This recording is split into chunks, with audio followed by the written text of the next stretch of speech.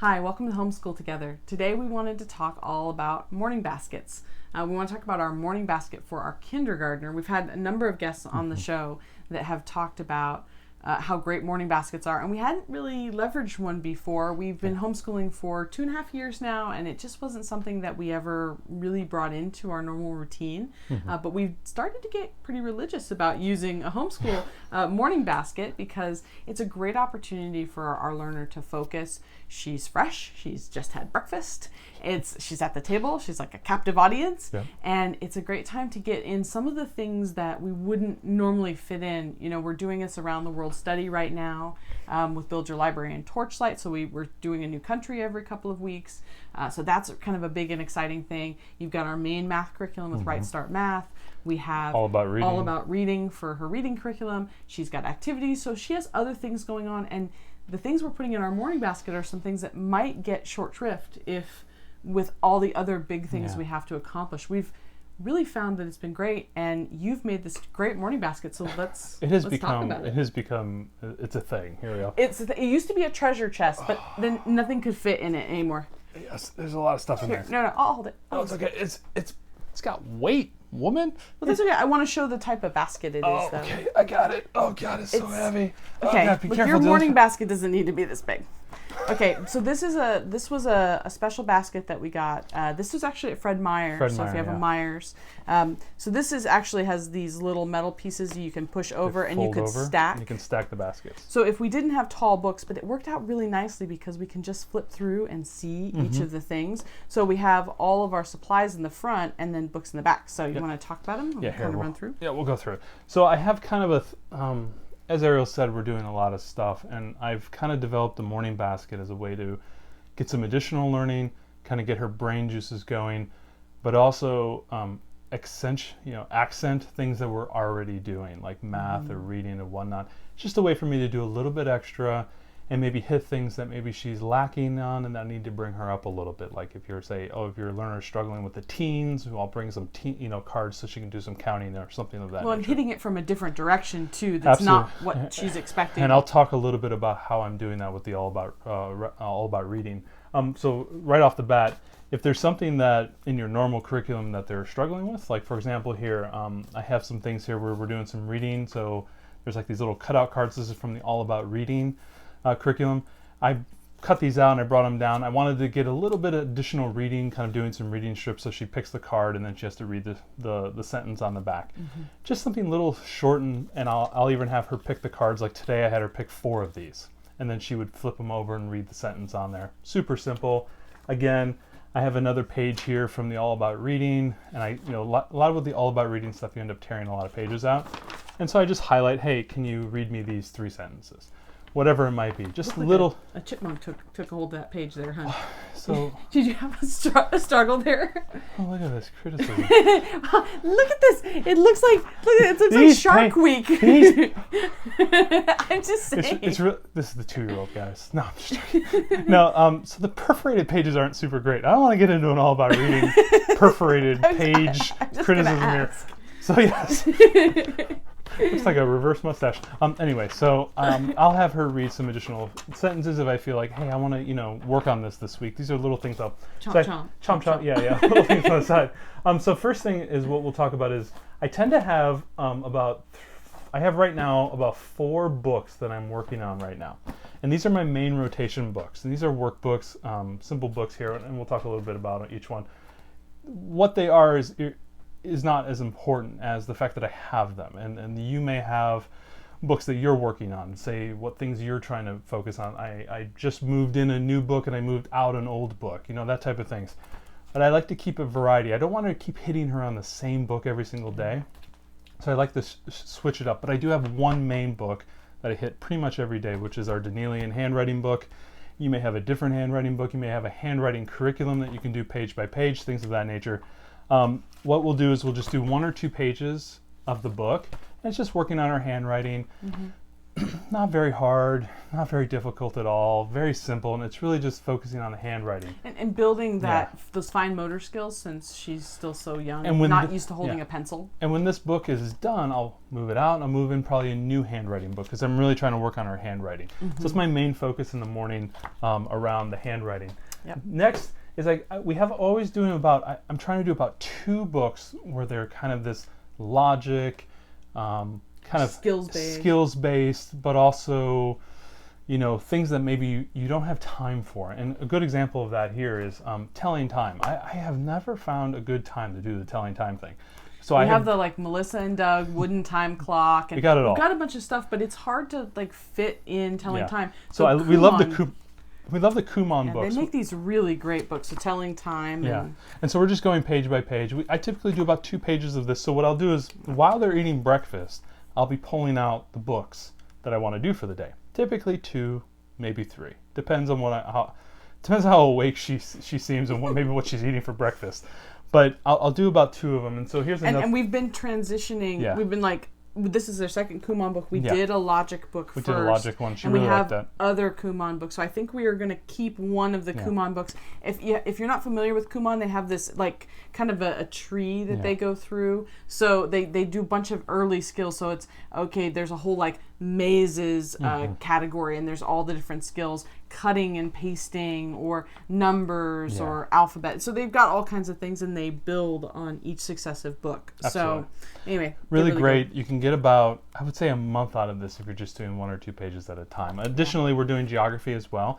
Again, the topic isn't as important as the fact that I have something that's a little bit different, and it's a little different in the sense that we don't normally hit this in our curriculum as well.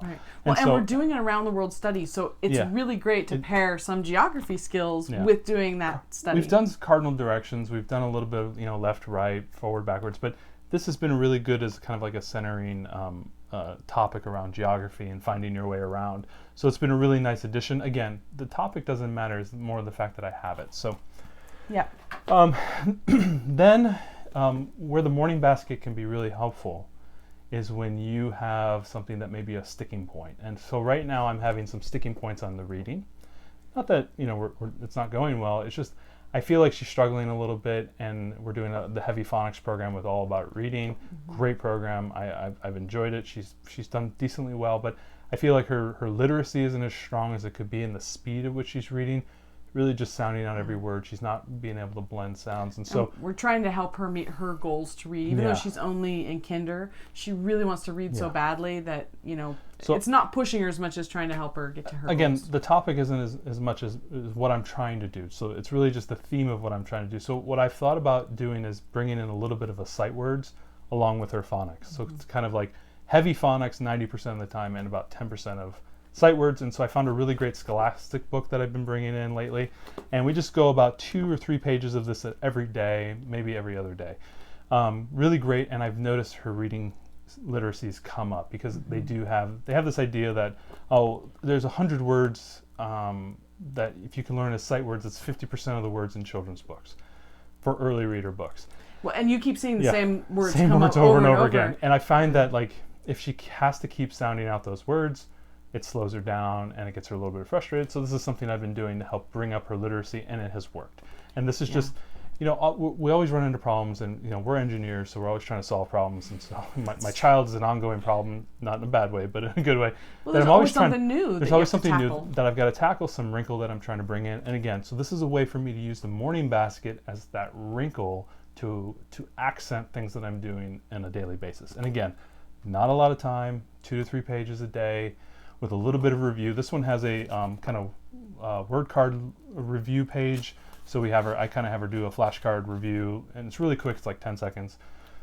Really nice thing that I do here. So those are kind of the 4 books that I've been using. The one thing that I like about this too is that our daughter can be, as much as she wants to read, she does sometimes groan about having to do reading. So because this comes from a different book at a different time of day, she's not connecting it into her brain as reading, quote unquote. So that's another good aspect, is you're hitting it from another angle, and you can kind of break through preconceived issues. If your kid really struggles with math and they always groan whenever you do math, maybe you do something different in the morning and they just don't connect that as math, something like that. Absolutely. So along the same lines, again, what I'm doing is not necessarily what you want to do, but it's again in the same way. So we have the Bob books, really popular, really famous. Things that I do is I pull one Bob book and I give it to her and I ask her to read it. Now I've done a couple little wrinkles on that the last few days. I've asked her to go in the office and read it quietly to herself. And you very brilliantly asked her to read it to the dog the other day, and she read all 12. And so, like, we had no idea that a sleeping dog could elicit 12 Bob books to be read. The dog was passed out next to her. Right over there. We should bring her in. No. No. But read 12 books. So stamina, focus, willingness has been a struggle. Have her read to the dog was a great thing. So, or have her read to her younger sister, or read by herself. So again, this is another little wrinkle that I've brought in to help accentuate what I'm doing elsewhere. And they're really fresh in the morning too. So if you have a reader that's a reader or a learner that gets tired later in the day, and then you need them to be super sharp and fresh for something, good to include that in the morning basket. And I've noticed that the afternoon lessons when I'm doing the math and the reading with all about reading and Right Start Math, I've noticed those going a little bit quicker because I'm making improvements in the morning, and I can leverage those in the afternoon. So another way to kind of do both at the same time. Next thing, something that we have I'm flipping through. I have so many things in here. Little things like the Around the World Journey. So again, United States. We have $1 at Target. We have country books. I have highlights books. Again, some of these are blending across. Here, you can take those. Yeah, there's just some fun things. Yeah. These are just fun but Again, educational. Fun things, coloring books, look and finds. If you're doing letter stuff, that one's probably aged there. Again, more coloring books, more sketchbooks, so paper on demand. So things that her and her sister can do together, that's kind of artwork. So again, those are things that I leverage in the morning on the art basket as well. Also having a nice stack of crayons that are just for the morning box is really, really nice. Right, because the crayons seem to, they walk away from the regular art supplies, so it's nice to have some dedicated. Like this one with Colors of the World. This is a really cool book. If you haven't haven't checked this out, it does go around the world. So if you are traveling around the world and doing the Around the World journey, this goes around the world, and it paired nicely with the Colors of the World crayons, so you can get various skin tone. I am upset. Should I tell them my joke? I don't know that I got my Italian color here, nice little kind of Italian thing, but I don't have my Hungarian winter white. Right. I'm not represented in this. There was not a white enough color to go for. So I had to go to that. I had to go to that pack and get the white out of there. So anyway, these are really great. So you'll find these in your local store. Yeah. They're on sale with all the school supplies right now. It can sometimes be hard to find the book that goes with them, but the crayons, harder, you can always pretty much find the crayons. Great thing. So she's been able to color different pictures and color her friends and things of that nature. So really great thing. Little cards, Brain Quest. Just little flippy through thing. Again, not what it is not as important. It's just something that's stimulating. So question and answering, very like, hey, how many are these? And what is this? And I love doing the call and response type of thing. That's a big thing that I've been doing for a lot of years with my older one, and I'm starting to do that with my younger one is, hey, what is this? That's a lamp. What color is the lamp? It's yellow. Like those type of stimulating conversations with these little flip cards.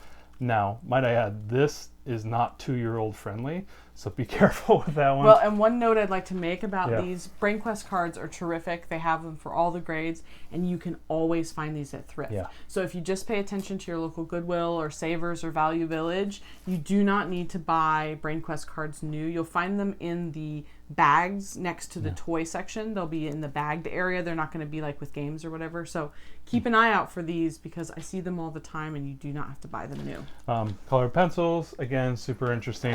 A nice little container full. Let's show the type of... so we're using the... Here, if you want to hold that real quick. Yep, sure.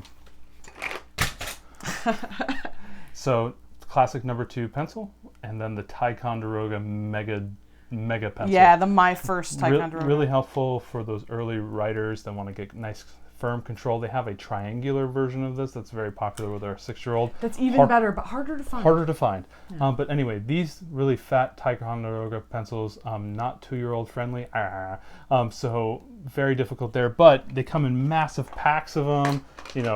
Erasers, sharpeners, all in this little little chest. Yeah, we tend to go through a lot of pencils, so it's nice to have plenty there. Also, stickers, if they want to do some artwork. Well, when they want to do art, it's just nice to have some, not just to be crayons or just to be colored pencils, but also to have some other types of things that are easy, like stickers. More princess coloring books, and then I have a kind of a pre-K book that I like to... That has seen better days. This is... Look at this book. Look at the cover of this book. So this is the difference between men and women. So when things start to get beat down, like T-shirts and pants and shoes, you start to feel like I'm slowly dying with them, and you want to hold on to them just a little bit longer. So pre-K workbook, I want to hold on to this one. The only book that has seen more damage than this one is the Alpha Tales book. We should show that one. I think the cover's completely torn off the Alpha Tales book. That one's done. That one's already buried. Really cheap books you can get. I get this at Walmart. You can get this online. Right now, Scholastic books. They're in your back to school sales. Right, and Costco has all of this stuff. If you're looking any time in the mid to late summer time frame, Costco always has a huge supply of these. They're great for just general skills, and sometimes they pick up on things that we weren't realizing we needed to focus on. Mm-hmm. And then sometimes, if you're really, really desperate and you're trying to teach something like Ank, and you're trying to work through some letters like, no, that would be... that would have been... Yeah, no. That was not meant for... So thank. Thank would be okay. So thank. So little, word cards and stuff that I have in there, always just accentuating something that I'm trying to learn at that moment. So sometimes I have things that I'm working on. Sometimes I have things that are very transitory within the morning basket. Some things are really just like, oh, I need to finish this from yesterday before we move on today. You can really have the kind of that strata of different learning concepts, different ideas, different themes that you're trying to bring into your basket. Obviously, we have a lot of, it's very eclectic here. So how many things would you do a day? We've gone through a lot of different things, and that might be overwhelming to some folks. A little overwhelming to me. I didn't really realize everything's in that basket. You know how hard I work at this. I work hard at this. I know you Practice. So how many things would you do in a typical morning of all these books and things that you've shown?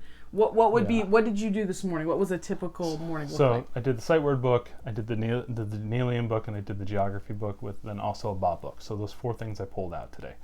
All 4 of those things I did about 2 to 3 pages on each one of them. Bob book was just 1 book. That took about 35-40 minutes. Really light, easy. That's because the 2-year-old was having a really good day, and the 5-year-old was really into it, and she was enjoying what she was doing. And sometimes she'll be like, "Daddy, I want to do a couple more pages." I'm like, "I ain't saying no to that." It is usually her. She usually wants to do a few more pages. She likes.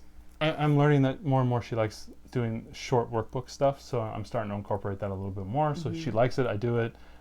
She is very much an eclectic type of she likes watching videos and being more unschooly at sometimes. But then sometimes she likes more of the, pedagogical, I'm standing over and helping her things. Sometimes she likes to just be a little bit more freeform with some workbooks, kind of all over the place. That's kind of her learning style. We haven't really centered on one. Maybe we never will. It doesn't matter.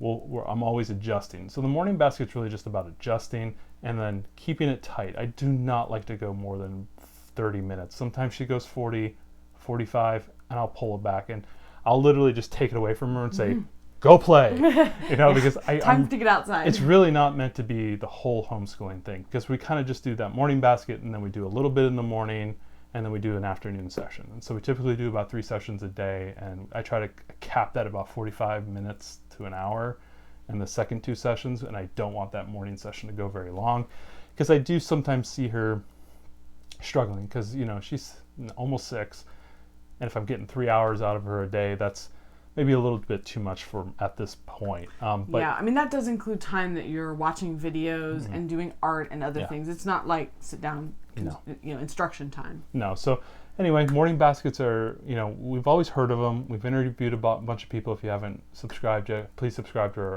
our podcast. It's really, really great. We got a lot of interviews. Yeah, really terrific. A lot of these moms, really awesome, talking about how important a morning basket is. And I was always like, morning basket, whatever. I said, okay, I'm going to give it a try, and I put one together, and I was like, wow, this is pretty cool. And I have been going strong at this for about 2.5 months, and it has been so helpful. She really likes it. To really capture the morning in an effective manner. It has been really nice. And it really feels like I'm able to, I don't feel as stressed in the afternoon to get so much stuff in there because I'm able to leverage it. Sometimes in the morning basket, I'll pull a book from our regular curriculum basket and I'll read to both girls. Right, it's a great opportunity to read really a picture book. Yeah, you can really be free form. We have the other episode about our morning basket for our 2-year-old. Definitely check that out as well in the feed. But I'm kind of doing both. It's very, very loose and not very structured in the sense that like I do the same thing every day. But I do have a lot of options. It allows me to pick from it. I can kind of gauge how she is in the morning. Sometimes I'll dial it back because she doesn't look very happy because she just got woken up by her 2-year-old sister, or maybe she's looking, oh, Daddy, this is amazing. It's great. Also, days before she's heading off to preschool, like we've been doing preschool, now we're doing summer preschool, and soon we'll be going off to our parent partnership 2 days a week. Yeah. I love to hit her a little bit. I dial it down a little bit, try to keep it to about 15-20 minutes, depending on how much time we have. But I do try to cap it a little bit lighter because I know she's going to be getting some instruction in the school, and she's already going to have a lot going on for the day, so I like to dial it back. If she has a friend coming over that day, I might do more, like if she's doing a play date with a friend that's going to eat up my morning homeschool, maybe even my afternoon homeschool, I'll go a little bit further and see if she can go a little bit more. Those are the type of things that I kind of like gauge in and out. No real exact science to it. Really just gauge it with your learner. Start small, start simple, and then build from there. And obviously, we've gone through a bunch of things here. Right, we started with like 3 books. 3 or 4 things. We had like a coloring book and the handwriting and a logic book. And don't be afraid to throw things out. Like the pre-K book might have to be retired, but don't feel free to just move things out, move something new in. Take your learner to the store. Keeping it fresh is really important. We sub out things pretty often, all the time. And it definitely, she's always like, "Ooh, what's in my basket?" Basket? She's always looking through it. So it's also a really great thing if she goes to grandma's or grandparents come here. There's some sort of disruption. Monday mornings, it's great to kind of give this to her to get her back into the homeschool mode as well. Yeah. Gives her a chance to recenter and refocus. So she really likes having this opportunity to work through stuff. So hopefully that helps you. Maybe you'll put together a morning basket for yourself. If you like this, hit subscribe to our channel below. Subscribe to our podcast. Follow us on social media. We got a nice growing community there of other parents just like you who are looking for the nuts and bolts of doing this in a secular manner. And so this is kind of what we've been doing. This is what's been working for us. Yeah. Obviously everybody's a little bit different, but I know if you put these ideas in practice for you, I think it's going to be great. So let us know what you think. Put your comments below. Let us know what you use in your morning basket. Yes, we're all about ideas. Absolutely. Please give us some great ideas. Absolutely.